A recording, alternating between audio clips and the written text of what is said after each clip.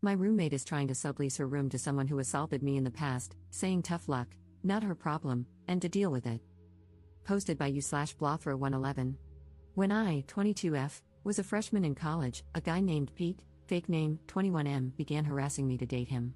I refused repeatedly, and it ended with him ripping my shirt off at a party in an attempt to touch my chest. I filed a police report, and Pete was found guilty of assault.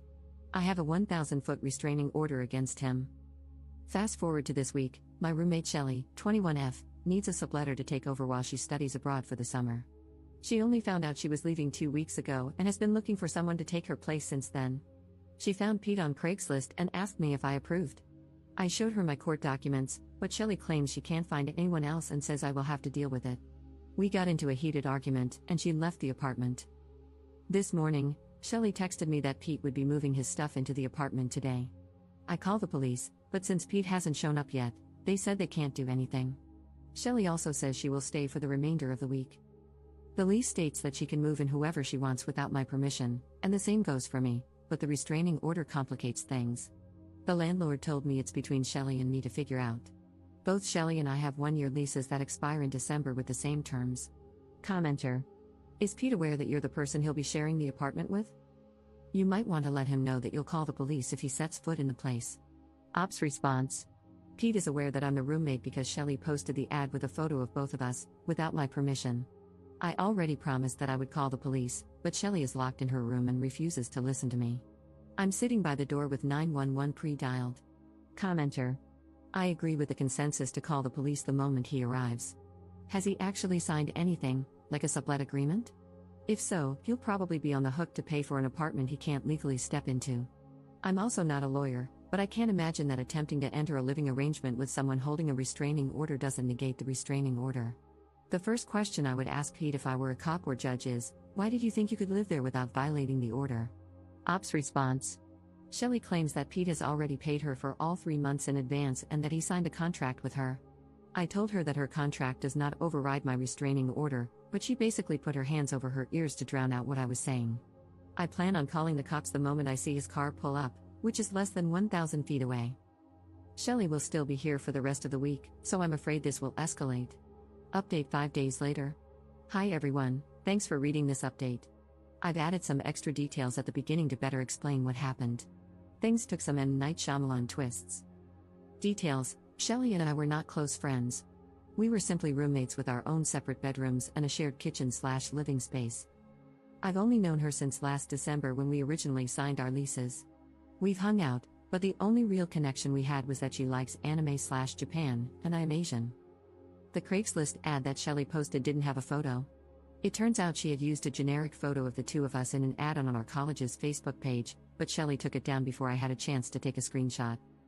The update: after I made my Reddit post, Shelly locked herself in her room for 3 hours. I tried to talk to her, but she refused to come out. When she eventually left her room to get food, she just walked past me as if I didn't exist. Everyone I called told me that until Pete actually showed up, no crime was being committed, so I couldn't report it. I just sat by the door and window, watching for Pete's car. This continued until early Saturday morning when Shelly woke up for her morning jog. I had stayed up all night on the couch, still keeping watch for Pete's car. Shelly tried to sneak past me, but I woke up and blocked the door. I demanded an explanation for why I was being forced to stay up all night, waiting to call the police on Pete when she knew I had a restraining order against him. Shelly's response was that the restraining order didn't matter to her. She claimed she had dealt with unreasonable people like me before and had never listened to a restraining order, so why should she start now? The more I listened, the sicker I felt. Shelly basically admitted to me that she is a beach. I told Shelly she was a real piece of work and that I would continue keeping watch for Pete while considering legal action. She replied that she was done looking for subletters and that it was my problem. I told her to go for her jog, and she left, only to return a bit later and lock herself in her room again. Around noon, I accidentally fell asleep because I had been awake for more than 36 hours. When I woke up, I saw Pete helping Shelly move her belongings into her car. While I didn't see him inside the apartment, he was helping her in the parking lot. I immediately locked them both out and called the police. When Pete and Shelly came back to the door and realized it was locked, Pete noticed me watching from the window.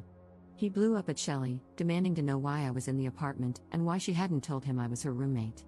He demanded his money back, and I could hear them yelling at each other through the door. When the cops arrived, they handcuffed both Pete and Shelly. I explained the situation, and Pete claimed he had text messages and emails to back up his side. The officers checked his phone and found messages from Shelley indicating that her roommate wouldn't care about XYZ because he's a chill guy. Pete had even posted his own ad looking for a male roommate. That's right, Shelley is a liar too. The police released Pete because he had proof he didn't know it was me. I was fine with this, as I saw the messages myself. Shelley, however, was charged with disorderly conduct, and her mom came to get her. On Sunday evening, Shelley and her mom returned to the apartment to finish packing for her study abroad program. Shelley made snide comments about me definitely going roommate hunting to find her a subletter, as I had said I would. I ignored her. This morning, Shelley left for her flight. The good thing about separate leases? I'm only responsible for my rent, not hers. So, I'm going to sit back and relax for the rest of the summer while she gets evicted for failing to pay her share. Up in the comments. I wish she could have been charged with more, but she started bawling her eyes out to the police officer, and he went easy on her because she looks so young. To me, it's just another sign that she's an awful person because she was manipulating the cops.